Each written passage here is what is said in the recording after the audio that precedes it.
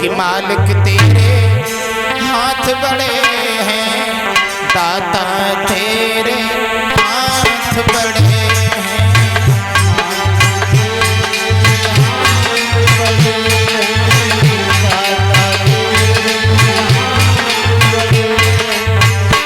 कन्हैया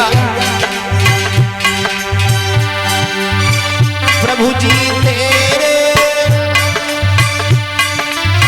हाथ बड़े, मालिक तेरे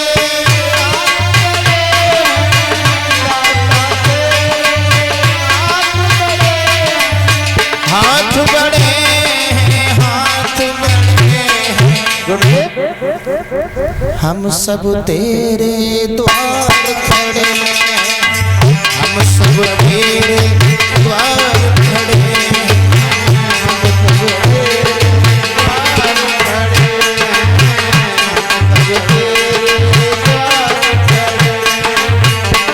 कन्हैया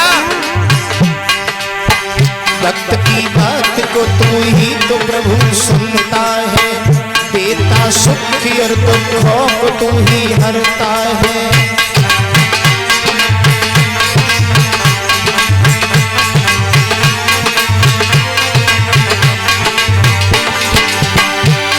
हर चीज देके भक्त पे सबके ही दिल को भरता, हर चीज देके भक्त पे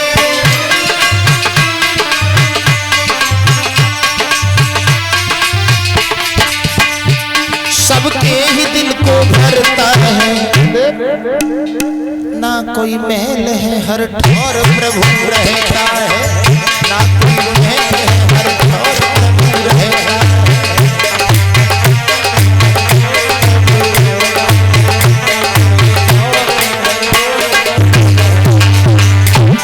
आती है मुसीबत तो तेरा ही नाम लेता, आती है मुसीबत तो तेरा ही नाम लेता, आती है मुसीबत तो तेरा ही नाम लेता, तेरा ही नाम लेता है। वो नाम है अमोल, किनारे पे लगा देता है।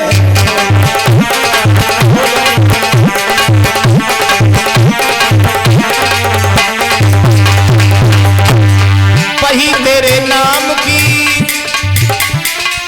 ओ कन्हैया,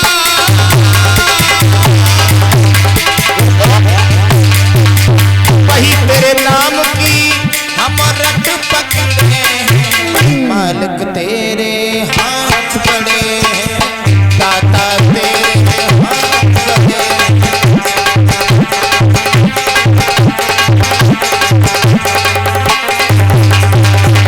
और परीक्षित जी एक नहीं मेरे भगवान ने सुना है, हमने अजामिल को तुमने तारा है, गज की केर से ग्राहक को तुमने मारा है।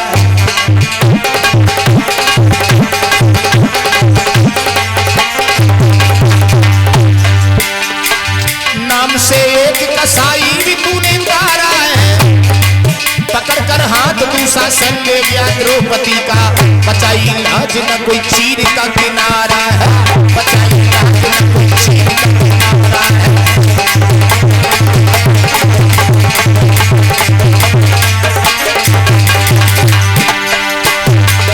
वही आस लेके ओ गिरधारी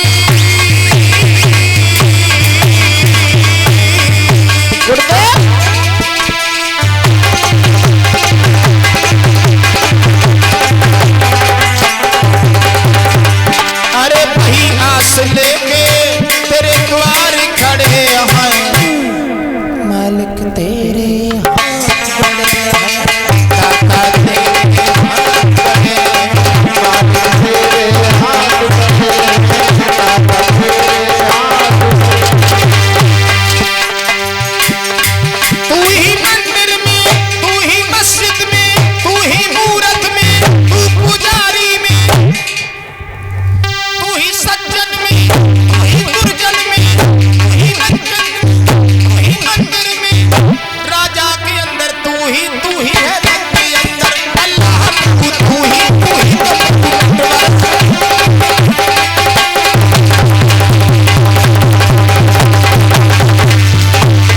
वही आस लेके तेरे द्वार खड़े हैं।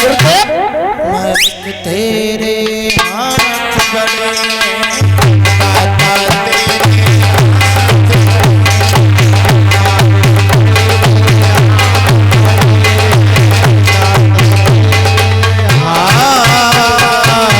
हाथ बड़े हैं। बोले वृंदावन बिहारी लाल की। परीक्षित जी आइए कथा प्रसंग की ओर। व्यास आसन पर बैठे हुए श्री सुखदेव जी महाराज परीक्षित जी को भगवान के पावन पावन चरित्रों को श्रवण करा रहे हैं। बार बार श्री सुखदेव जी परीक्षित जी को समझाते हैं कि राजन परीक्षित, भगवान की कथा एकाग्र मन और चित्त लगा के श्रवण करना, तुम्हारा कल्याण हो जाएगा, क्योंकि साथ में रोज तुम्हें तक्षक डसने को आएगा। ओ हमने आपको बताया था परीक्षित जी कि साथ में रोज परीक्षित जी को ही तक्षक नहीं डसेगा, बल्कि हमें आपको भी साथ में रोज ही काल रूपी तक्षक डस के चला जाएगा। घरवारी परवारी हितकारी व्यवहारी सब रोते रह जाएंगे। सात ही दिन में पहनाओ, हमारे आपके ऊपर लड़कपन आता है, सात ही दिन में जवानी आती है, सात ही दिन में बुढ़ापा आता है, और सात ही दिन में हम लोगों को मृत्यु दबोच लेती है। संसार सागर को छोड़ के हम लोगों को जाना पड़ता है। भाइयों, संसार में हमें आपको सब धोखा दे जाए, घरवारी परवारी हितकारी व्यवहारी सारी सब छोड़ जाए, लेकिन दो चीजें कुदरत की बनाई हुई ऐसी हैं जो कभी किसी को छोड़ती नहीं है, कभी किसी को धोखा ही नहीं देती। वो कौन है? एक मौत और एक बुढ़ापा। ये दोनों बहुत चाहते। गांव छोड़ देना, सिकुहाबाद रह लेना, घर में कांच का मकान बनवा लेना, कांच लगवा लेना, लेकिन अभी जब ये दोनों आएंगे तो जान लेंगे तुम कौन सी गली में हो, कौन से मोहल्ला में हो, कौन से मकान में हो और कौन से बेड पर हो। बिना पूछे बिना बताए पहुंच जाते हैं। हर इंसान के पीछे परीक्षित जी 4 लोग लगे हुए हैं। हर इंसान के पीछे कौन कौन? लड़कपन, जवानी, बुढ़ापा और मौत। लेकिन चारों के काम अलग अलग है। लड़कपन में जो परीक्षित जी हम लोगों ने सुख लिया वो जिंदगी में दोबारा देखने कोई नहीं मिला। लड़कपन में हम लोगों को कोई चिंता नहीं थी कि पिताजी कहां से भोजन लाएंगे, कहां से किताबें लाएंगे, कहां से फीस भरेंगे, हमें कोई मतलब नहीं था। लड़कपन में परीक्षित जी जो आनंद मिला वो दोबारा लौट करके देखने कोई नहीं मिला।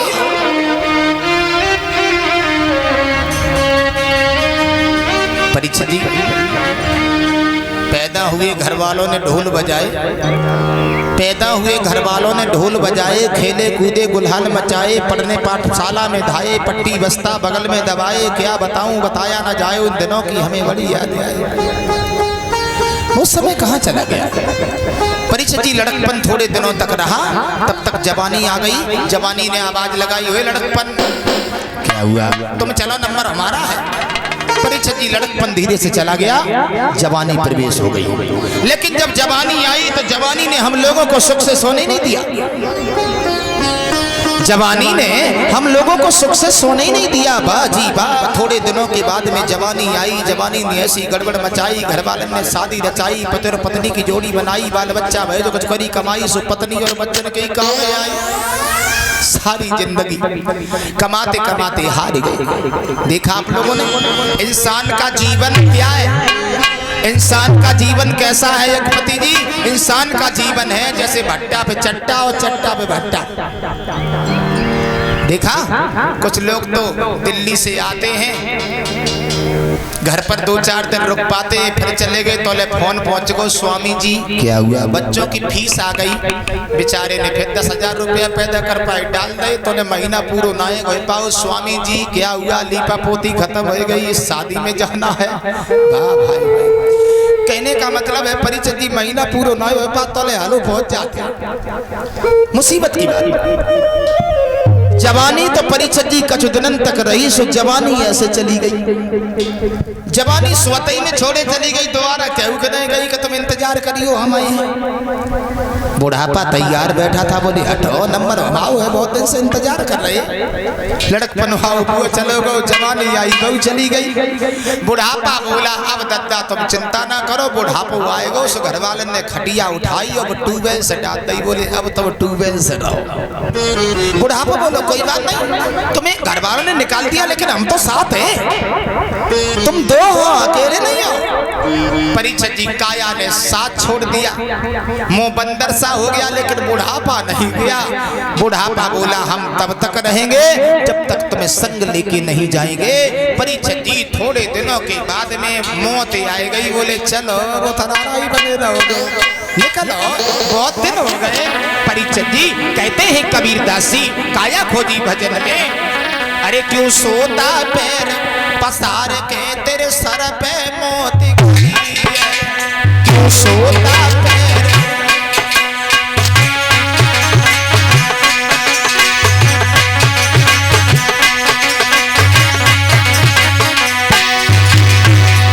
मौत बोली काय को सोए रहे हो, चलो घर वाले ने तुम्हें निकाल दो, अब तुम्हारे साथ कोई नहीं रहा, अब हमारे साथ चलो। मौत बोली तेरे सर पे मौत खड़ी है, तेरे सर पे मौत,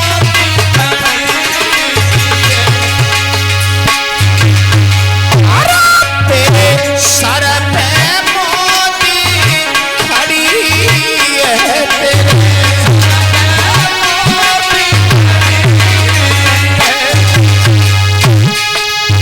कहते हैं कबीर दास जी जो बिना पढ़े लिखे महात्मा थे, इस काया खोजी भजन में लिख रहे हैं बड़ा सुंदर शब्द।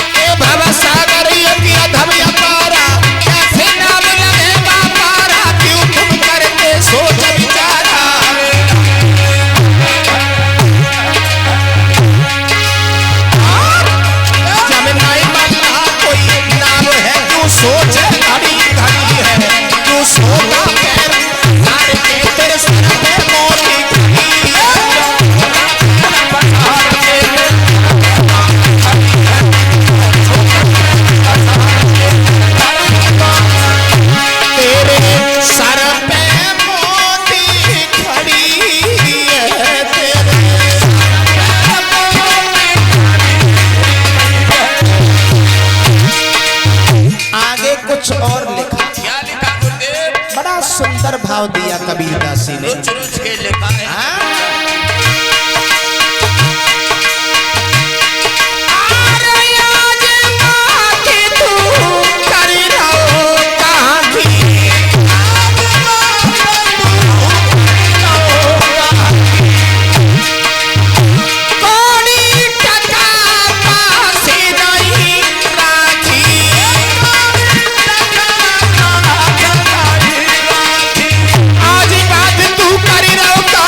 कौन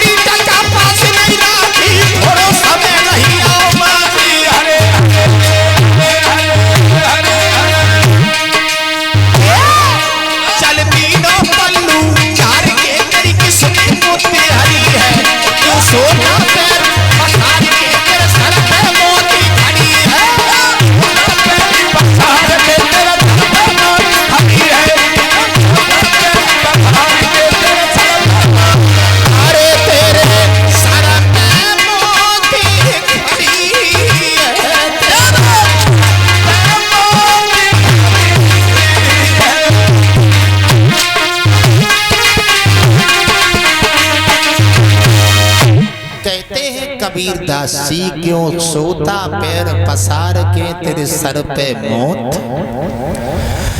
परीक्षित जी, मौत आ गई, झटका लगा, हमें आपको संसार सागर को छोड़ के जाना पड़ा। ये माया, ये बंधन, ये दौलत, ये शोहरत सब यहीं पड़ी रह गई। कहने का मेरा मतलब है, संसार में आने के बाद ऐसे जियो जैसे जाने के बाद हमारे आपके लिए लोग आंसू बहाएं। ये तो मानव का धर्म है भाइयों बहनाओं। भगवान की कथा की ओर देखते हैं। कल आप सभी भक्तों ने भगवान योगीराज कृष्ण श्याम सुंदर के अवतार की कथा श्रवण की मृदुल। और एक नहीं परीक्षित जी, भगवान योगीराज कृष्ण श्याम सुंदर सोधा कला से पवित्र भूमि पर आए थे। सोरा कला से आए, लीलाधारी बन के आए। एक नहीं परीक्षित जी, हमारे भगवान कृष्ण ने अनान प्रकार की लीलाएं की। धन्य है मेरी माताओं बहनाओं। साथ साथ एक बात हम आपको और बता देना चाहते हैं। परीक्षित जी, जब कन्हैया का अवतार नहीं हुआ था तो देवकी और वसुदेव जी के हाथ और पैर में हथकड़ी बेड़ियां लगी हुई थी। और जैसे ही कृष्ण जी का अवतार हुआ तो परीक्षित जी हथकड़ी बेड़ियों से वासुदेव जी मुक्त हो गए। क्यों हो गए? क्योंकि वासुदेव जी ने कृष्ण ब्रह्म को मस्तक पर धारण कर लिया था, हथकड़ी बेड़ियां टूट गई। हम आप जीव हैं, कृष्ण ब्रह्म है। जब जीव ब्रह्म को मस्तक पर धारण कर लेता है तो हथकड़ी बेड़ियों से मुक्त हो जाता है। श्याम सुंदर परीक्षित जी एक नहीं अनन्य प्रकार की लीलाएं कर रहे हैं।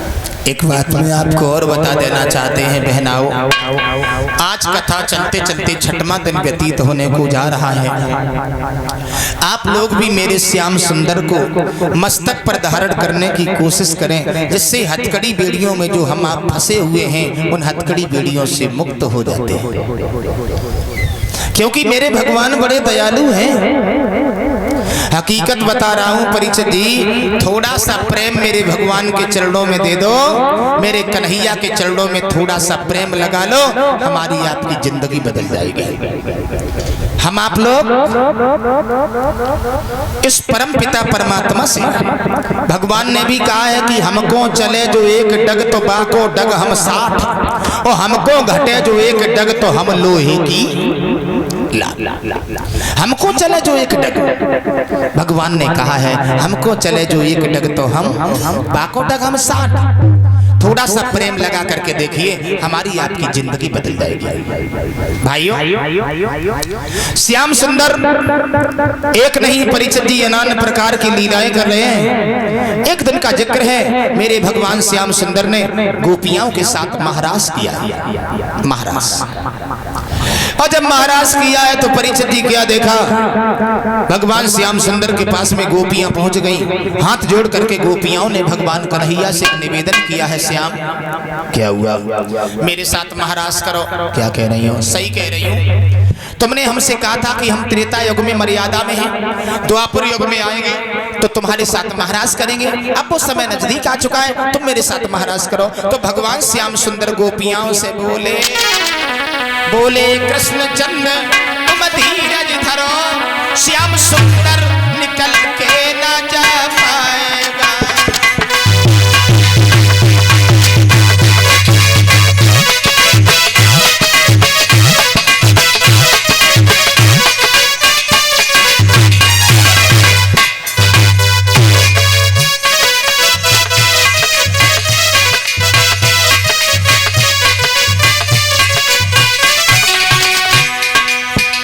भगवान कन्हैया बोले गोपिया थोड़ा धैर्य बनाओ, हम तुम्हारे साथ महाराज करेंगे। बोले कृष्ण चंद्र तुम धीरज धरो, श्याम सुंदर निकल के न जा पाएगा। आस पूरी तुम्हारी सदा ही करे, जो कहोगे वही श्याम कर जाए।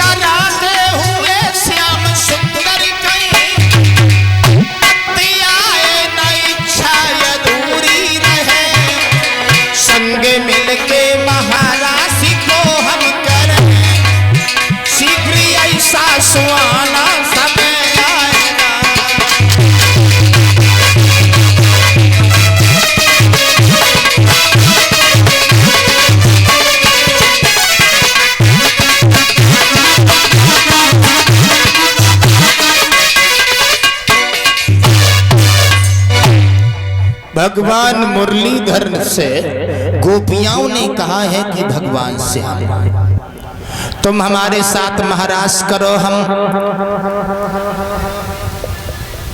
इंतजार कर रहे हैं द्वापर युग का। तो भगवान श्याम सुंदर बोले गोपियाओं कोई बात नहीं, हम महाराज जरूर करेंगे। योग माया को आदेश दिया है, योग माया यमुना के किनारे पर जाओ, रमणीक जगह बनाओ, हम गोपियाओं के साथ महाराज करेंगे। तो परीक्षित जी उसी समय योग माया ने जाकर के यमुना के किनारे पर सुंदर सी रमणीक जगह बनाई। परीक्षित जी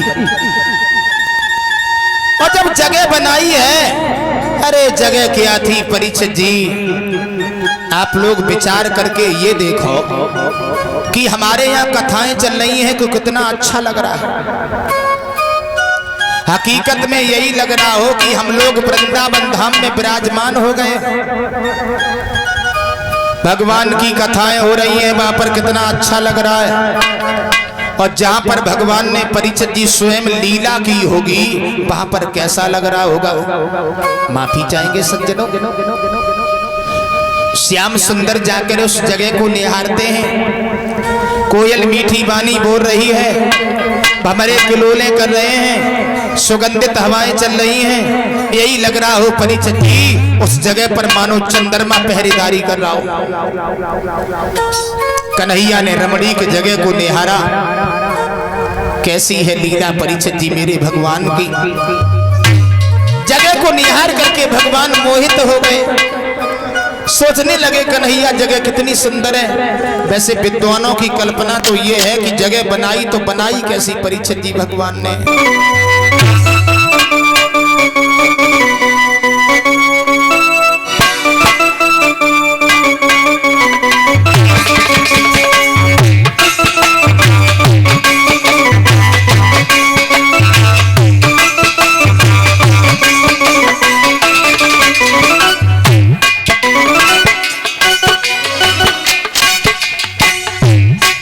कैसी जगह थी परीक्षित जी, ओए होए क्या वृक्ष खड़े अति सुंदर आए के फूल के अंदर,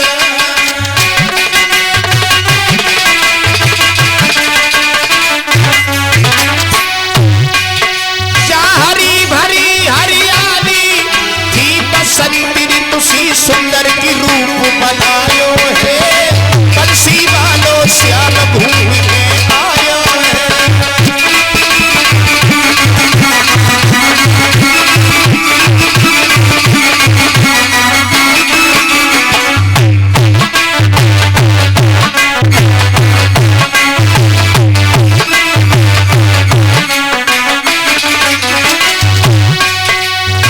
कन्हैया ने परीक्षित जी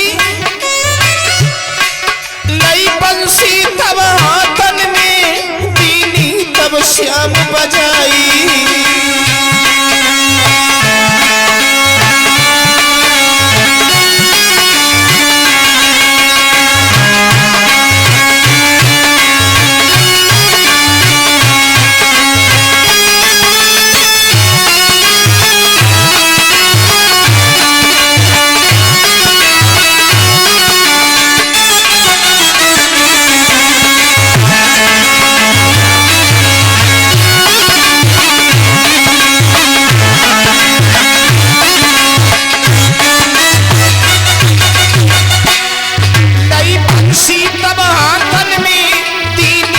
श्याम बजाई और प्यारी धुन बंसी की जब सखियन ने सुन पाई तो ज्ञान गवायो है, बंसी वालों श्याम घूम के आयो है।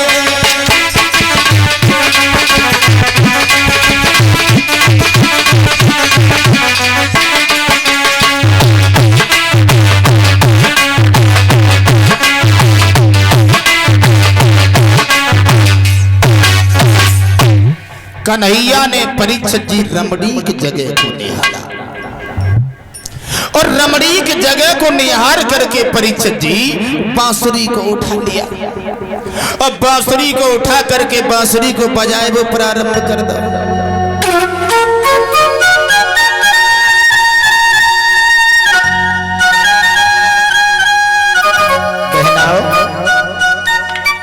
जैसे ही बांसुरी की आवाज गोपियाओं के कान में पड़ी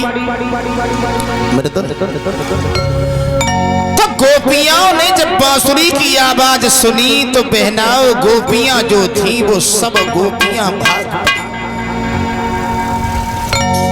याददाश्त भूल गई कि कोई गोपी श्रृंगार कर रही है तो जय माला बनाए कि कौन सी चीज कहां पर लगाई जाते हैं।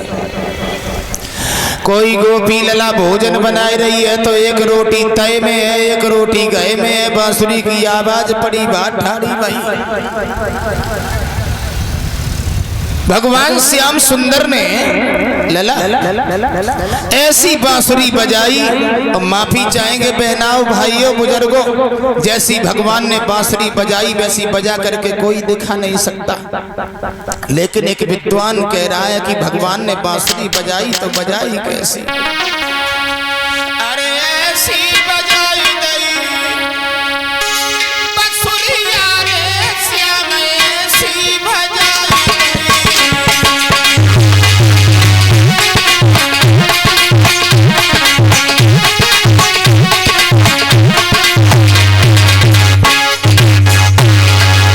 कन्हैया ने बांसुरी बजाई, गोपियां याददाश्त परिचकी भूल गई हैं। यही मालूम ना है कि कौन सी चीज कहां पे लगाई जाते हैं। उल्टो सीधो श्रृंगार करो गोपियां ने ऐसी बजाई गई। अरे बांसुरिया रे श्याम ऐसी बजाई गई।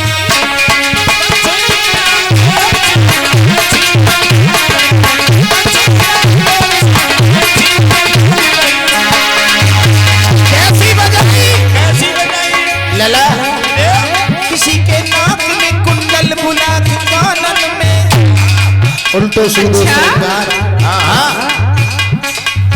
किसी के नाक में कुंडल बुला के कानन में। अच्छा किसी के होटल में सुरमा लिपस्टिक आंखन में।